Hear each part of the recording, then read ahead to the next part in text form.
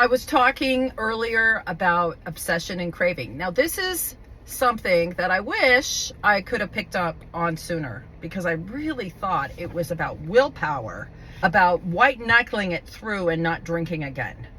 I didn't know that it would manifest in other areas of my life. Now, if you pick up the big book of Alcoholics Anonymous, everybody goes, oh, she's going to talk about AA. If you pick up that book and you read the very first, before chapter 1, it's called The Doctor's Opinion. It talks about it. It talks about a craving of the body and an obsession of the mind, and it explains alcoholism perfectly. Now, that's only if you're paying attention and you have an open mind and you read it, because I was sober for 14 years and I went to AA and I never got it. I couldn't get it. I just really thought it was about being good. I thought it was about stopping drinking and living my best life, and I had no idea I had a mental illness called alcoholism that would kick up this obsession, and I would become very obsessive about a lot of things in my life, and I still am. Don't like change routine, right? And that's one of the reasons I like AA. It gave me a routine, gave me a little routine for the day, so I could start a new way of life. But it's that thinking that will take you back every time. Take you back, even if you don't drink, right? It'll catch on to a resentment. It'll go into fear. That obsession, I'm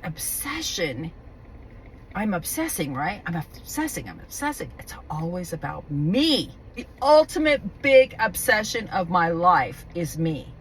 Whether I'm afraid, I'm in financial fear, I have relationships issues, I just broke up, my heart's broken, always centers about thinking about me. That is a problem. And you can see that characteristic of mental illness in almost every mental illness. When someone is standing at the corner and having an outbreak of schizophrenia, right? They're talking to someone that's not there. They're just and they're screaming and yelling and whatever. They're in their own world, right? There's no one else there. They're not thinking about you. They're not thinking about you have a walker and you need help across the street. No, they're in a world. They're in a delusional world of their own, right? They're locked in self. And that's not to minimize schizophrenia, but it's to show you the similarities to alcoholism, that we are consumed with self.